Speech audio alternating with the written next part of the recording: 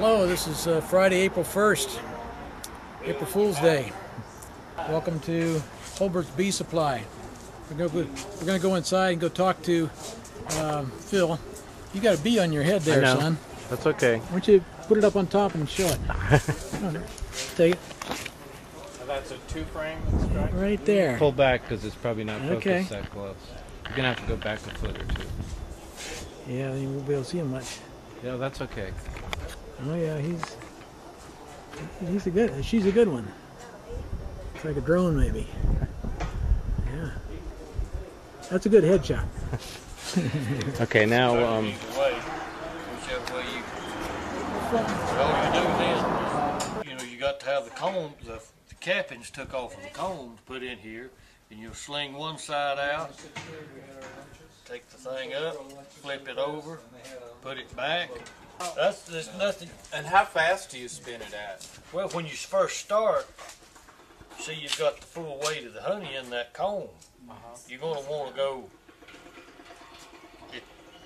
a gradual increase. If you start off too fast, too quick, even with the wire in the comb, it'll throw it out because all of the weight on the back side pushing. But if you'll start and just at this rate just for a little bit till you start seeing the honey hitting the sides, then the lighter it gets, the faster you can go. But you stop. So you don't really spin it fast? Well, you do toward the end. After you rotate it to get the other side out, you have to go slow the first side because see, it's just slinging the outside of the comb out. You still got the weight of the honey on the inside pushing out. So on the second side, once you rotate it, you got one side on the inside that's virtually empty. Then you can go quicker because there's no weight on the inside pushing out. It'll go that speed there if you want it to really clean the comb. And how much does an extractor like that cost? This one right here is $205. And what type of metal is that? This is stainless. Stainless steel? Mm-hmm. So that's a good price. Any size, the shallow super, which is just so big, then the medium super, which is this size, and on up to this, it'll do 2 of any of them. I just got these because these were handy. But you're supposed to always put the cover back on before you. Just because the honey will be flinging, or no, honey won't come out up here, but OSHA rules. Stuff will fall in there. that's what they just recommend do. That you have the lid closed when you're For slinging. your own protection. Right. If there were to be a splinter of the wood on here or something that broke loose, he could throw it out, so. And you always keep the gate open on the bottom when you're running it, because if you let the honey fill up to where it's dragging on the bottom bar, you're just working against yourself, so you always want the bottom open where the honey can run out. And about if you got a full frame, about how much honey could 2 frames or one? Well, frame? the shallow super, which most people's going to be extracting. You're not going to be extracting these. Most people are not. Okay. A frame will do roughly 1 quart. Roughly. Some frames may not have that much, and some frames will, but pretty close to 1 quart to the frame. So the shallow super, has usually around 30 pounds of honey in it. So you're looking at about 8 quarts roughly out of the shallow super. Talking to a beekeeping lady down in Spartanburg who put a nylon stocking down there as a filtering device. You buy these that fit right down in the top of a 5-gallon bucket, and then you set the bucket. You build you a little table up high enough to where that that this thing, you don't have to have, this is too high.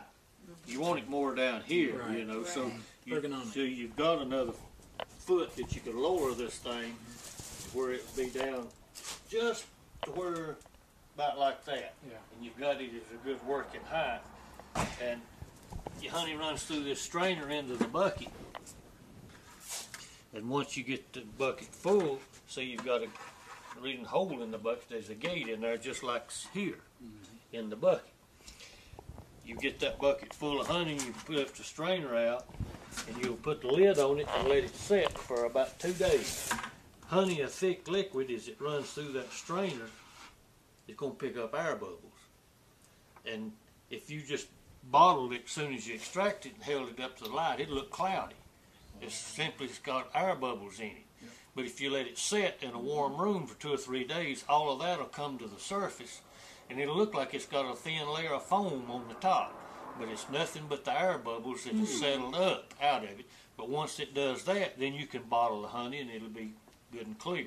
You've let all that air settle to, it'll come to the top.